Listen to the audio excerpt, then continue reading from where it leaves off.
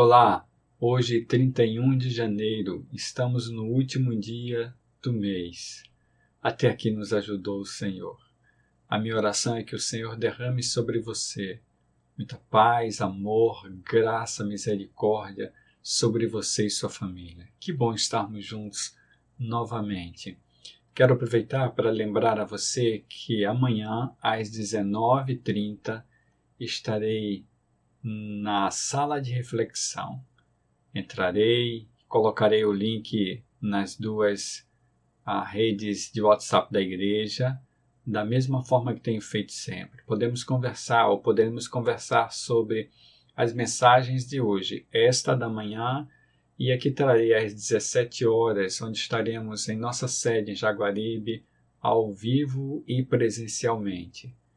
Você, se não puder estar conosco, pode acessar o nosso canal no Facebook e terá acesso. Estaremos ao vivo. Então, estamos voltando à normalização nesta semana. Quero destacar que no dia 2 nós estamos comemorando, ou seja, a Igreja Batista Betânia está comemorando 59 anos. O meu agradecimento a Deus por todos os irmãos que passaram até aqui, pelos pastores que lideraram esta igreja, pelos irmãos fundadores, enfim, pela atuação da geração atual também. Quero agradecer a Deus por 59 anos de Betânia e por muitos anos que virão. No próximo sábado nós estaremos com o brechó, estaremos voltando com o brechó. Primeiro, ou de início, devagarzinho, fazendo algumas limpezas, trabalhando, divulgando, enfim, retornaremos para ficar agora. No próximo domingo teremos ceia e também o retorno do IBB Kids e da sala de casais. De 15 em 15 dias, domingos, 10h20 da manhã, estamos juntos. Então, se você é casado, quer participar, pode entrar em contato comigo. Eu colocarei você no grupo, estaremos juntos domingo que vem. No dia 9, só para lembrar a liderança, que no dia 9 nós retornaremos à nossa reunião de liderança de serviço, ok? Enfim, quero parabenizar porque dia 2... Claudiene faz aniversário. Estou com saudade de você, viu, minha irmã? Dia 2, a minha oração é que o Senhor, como todos os dias, derrame sobre você muita paz, alegria, misericórdia, unção, para que você possa responder àqueles que lhe questionam sobre a sua fé, ministrando conforme a sabedoria do Espírito de Deus. Que o Senhor abençoe e guarde você, Léo, toda a sua família. Parabéns, Claudiene, que o Senhor te abençoe e te guarde. Estamos dando continuidade.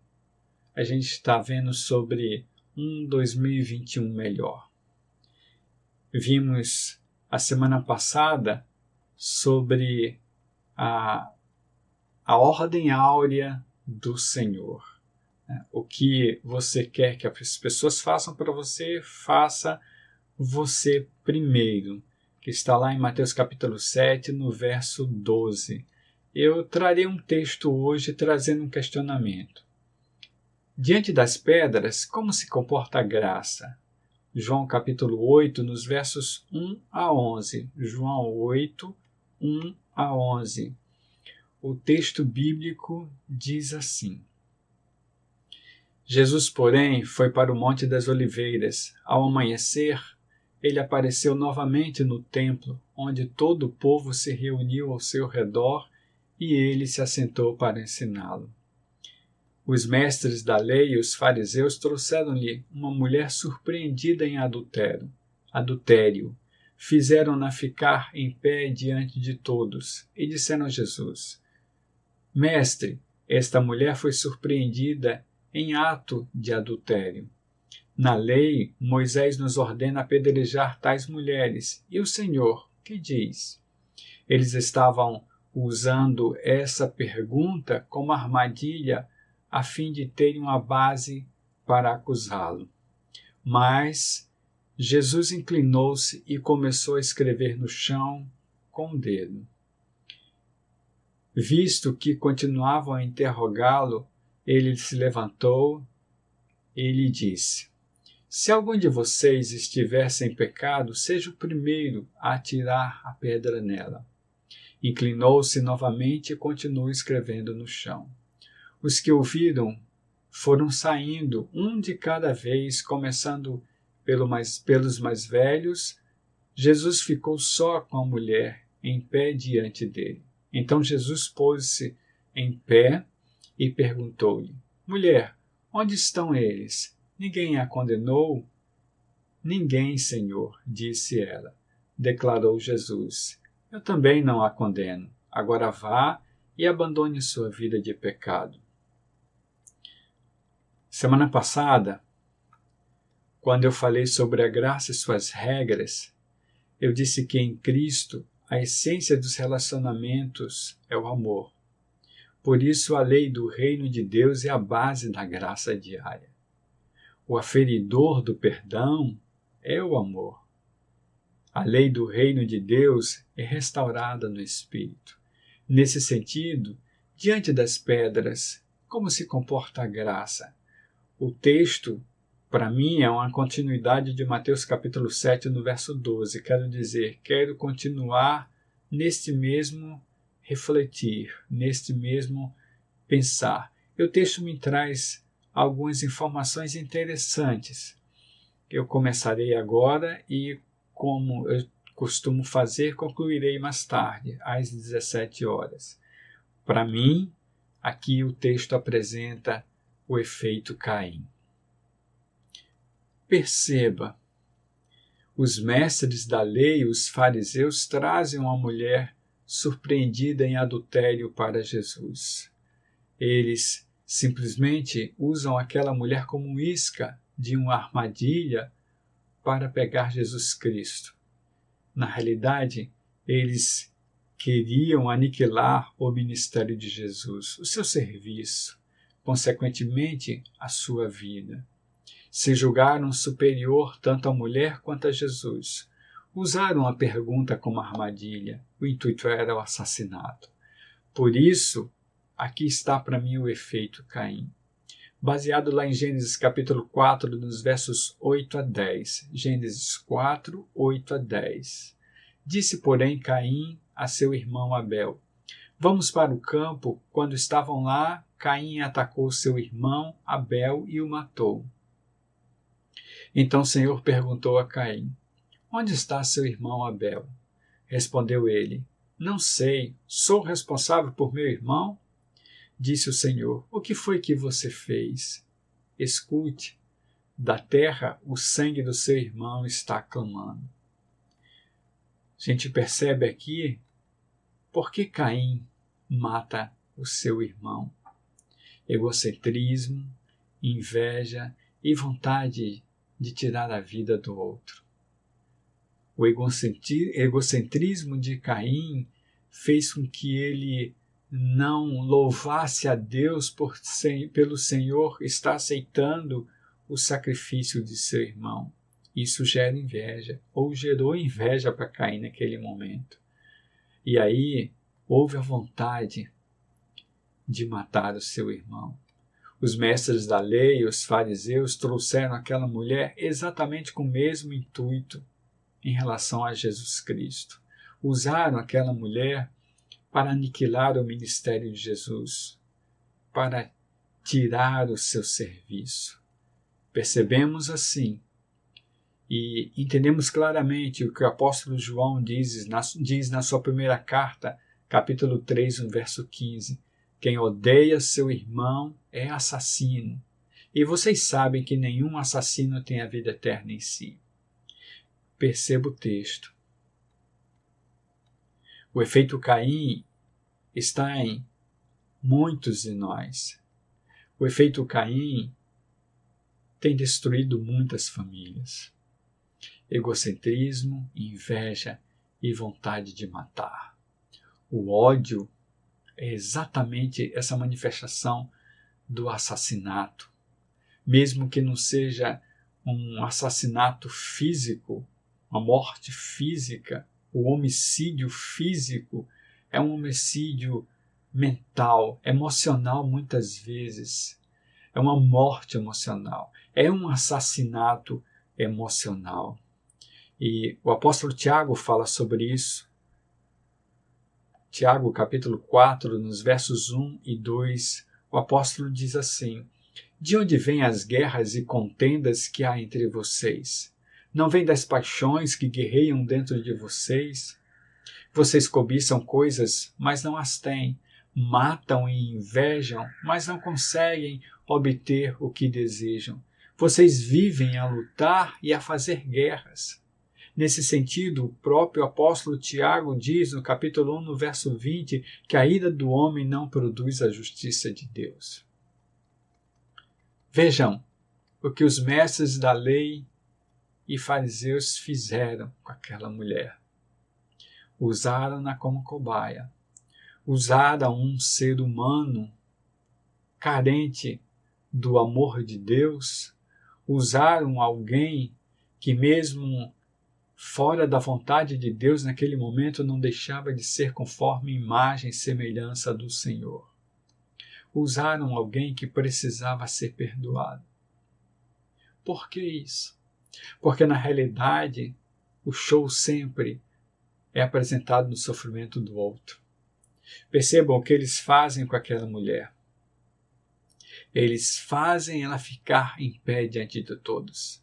Ela se torna um espetáculo. Na realidade, o pecado dela. O pecado fica no centro, em destaque. Todos veem aquela mulher em pé e ela é acusada. Esta mulher foi pega em adultério. Mesmo a lei referindo que precisava vir o casal para o tribunal, só havia aquela mulher. Trouxeram-na como uma forma de também aniquilá-la, porque colocando o mestre numa armadilha, aniquilando o seu ministério, ao mesmo tempo matavam aquela mulher como uma forma de tirar o pecado do meio da religião. O pecado ao centro. A exposição como forma de desqualificação pessoal. As regras são as mesmas. Muitos irmãos antigos aqui lembrarão das assembleias, de algumas assembleias que participaram, onde a pessoa que pecava ou a pessoa que pecou era levada diante da assembleia, exposta, tinha seu pecado descrito e depois meio que como um tribunal a igreja julgava se ela deveria continuar ou não em seu meio. E quando eu falo daqui, eu não estou falando de o corpo de Cristo, eu estou falando da instituição, lógico, porque ninguém pode cortar ninguém do amor de Deus ou do acesso ao amor de Deus. As antigas assembleias são imagem dessa assembleia que os mestres da lei e os fariseus fizeram, realizaram e exerceram o papel de juiz diante do mestre. É interessante isso, né? Porque o próprio mestre foi exemplo de espetáculo muitas vezes. Fizeram da vida dele um espetáculo.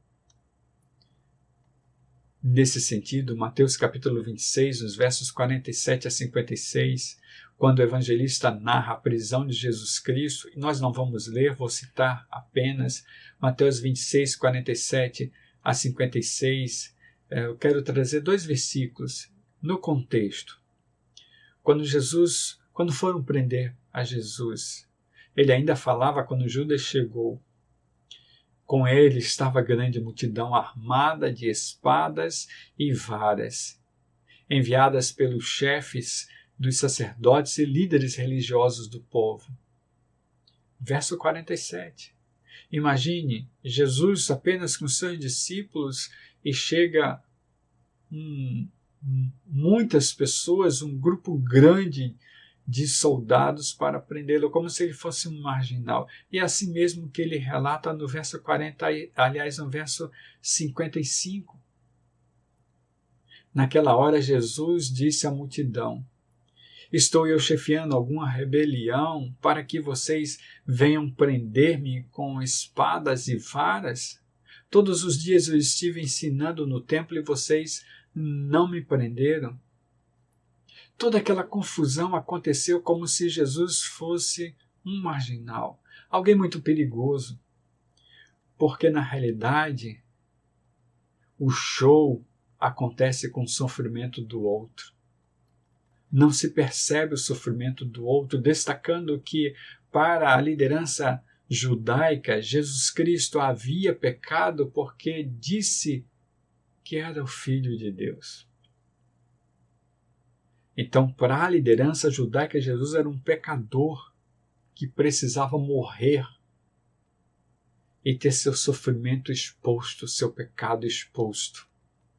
Foi assim que aconteceu. O texto bíblico relata claramente isso. Lucas 23, 44 a 49, Lucas 23, 44 a 49. O texto bíblico diz que já era quase meio-dia. Trevas cobriam toda a terra até as 3 horas da tarde, cobriram toda a terra até as 3 horas da tarde. O sol deixara de brilhar, e o véu do santuário rasgou-se ao meio. Jesus bradou em alta voz: Pai, nas tuas mãos entrego o meu espírito. Na realidade, esse entrego aqui no original é confio. Nas tuas mãos eu confio o meu espírito. Tendo dito isto, expirou, relata o evangelista Lucas. No verso 47 diz que o centurião, vendo o que havia acontecido, louvou a Deus, dizendo: certamente este homem era justo. E todo o povo que se havia juntado para presenciar o que estava acontecendo, ao ver isso começou a bater no peito e a afastar-se. Mas todos os que o conheciam, inclusive as mulheres que o haviam seguido desde a Galiléia, ficaram de longe observando essas coisas. Quero voltar ao verso 47, ao verso 48, quando o texto bíblico, na Nova Versão Internacional, diz que o povo que havia juntado para presenciar o que estava acontecendo, ao ver isso, começou a bater no peito e afastar-se. Na realidade, presenciar o que estava acontecendo é presenciar este espetáculo no original. Espetáculo é a palavra. O show, o espetáculo com o sofrimento do outro. O sofrimento de alguém que alegra outro, que o expõe a uma armadilha. Essa palavra, espetáculo, aparece mais 3 vezes no Novo Testamento. E o apóstolo Paulo traz uma delas. Na primeira carta aos Coríntios, capítulo 4, nos versos 9 a 13. 1 Coríntios 4, versos 9 a 13. Ele relata assim: porque me parece que Deus nos pôs a nós, os apóstolos, em último lugar como condenados à morte. Vivemos a ser um espetáculo para o mundo, tanto diante dos anjos como dos homens. Nós somos loucos por causa de Cristo, mas vocês são sensatos em Cristo. Nós somos fracos, mas vocês são fortes. Vocês são respeitados, mas nós desprezados. Até agora estamos passando fome, sede e necessidade de roupas. Estamos sendo tratados brutalmente. Não temos residência certa e trabalhamos arduamente com nossas próprias mãos. Olha o apóstolo Paulo falando. Quando somos amaldiçoados, abençoamos. Quando perseguimos ou quando perseguidos, suportamos. Quando caluniados, respondemos amavelmente. Até agora nos tornamos a escória da terra, o lixo do mundo. Essa é a fala do apóstolo Paulo. Essa é a fala do apóstolo Paulo, da mesma forma que a Bíblia apresenta o exemplo de Jesus Cristo, o show como sofrimento do outro. O sofrimento do outro que é colocado como espetáculo em prol de uma armadilha que visa a morte.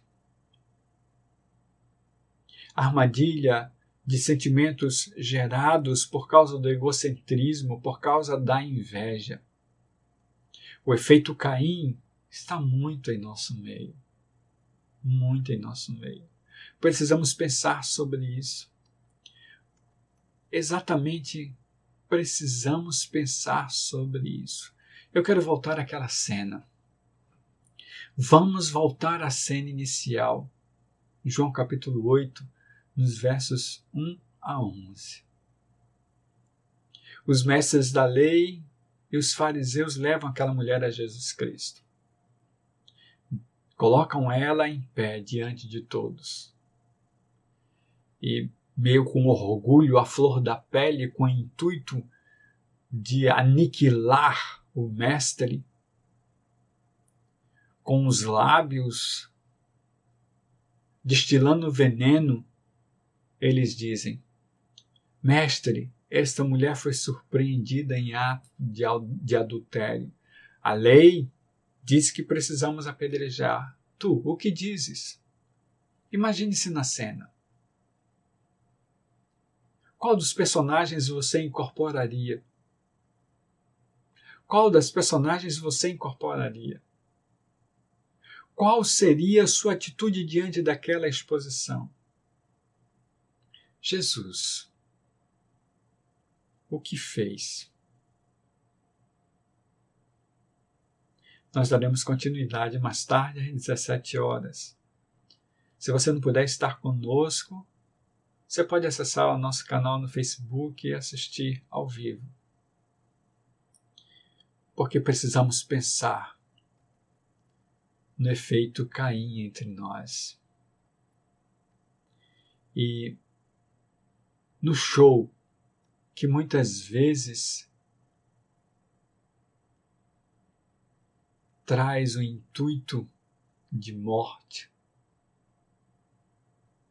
visando o sofrimento do outro. Reflita sobre isso. Eu quero concluir trazendo o texto base da semana passada, Mateus capítulo 7, verso 12. Assim, em tudo, façam aos outros o que vocês querem que eles lhes façam, pois esta é a lei e os profetas. Quem dos personagens ou das personagens você seria naquele momento? E o que faria? E se você fosse um daqueles ou uma daquelas personagens, o que você gostaria que fizessem com você? Vamos orar? Senhor, muito obrigado por tua palavra, porque ela é reflexiva. Ela nos faz meditar, pensar, analisar, olhar para nós e descobrirmos a verdade. Ela sonda os nossos corações e nossas mentes e sabe dos nossos intuitos. Por isso, Senhor, a minha oração nesse momento é para que eu e meus irmãos e irmãs estejamos refletindo nesta passagem. Muito obrigado, Senhor, pelo teu Espírito que trabalha conosco. Eu continuo pedindo pelo nosso país, Senhor, que o Senhor visite as UTIs, os hospitais, visita Manaus, Senhor, que Manaus seja atingida pela tua graça, por tuas misericórdias, que lá esteja a paz do Senhor. A minha oração é que o Senhor visite as famílias enlutadas nesse país. Tende misericórdia de Laíse e da sua família, Senhor. Que o Senhor supra as necessidades da família de Laíse com a perda do seu pai. Que o Senhor visite cada família enlutada nesse país e que o Senhor trabalhe os corações e mentes dos nossos políticos para que eles entendam o que precisa ser feito para ajudar a debelar essa pandemia, essa doença do nosso país.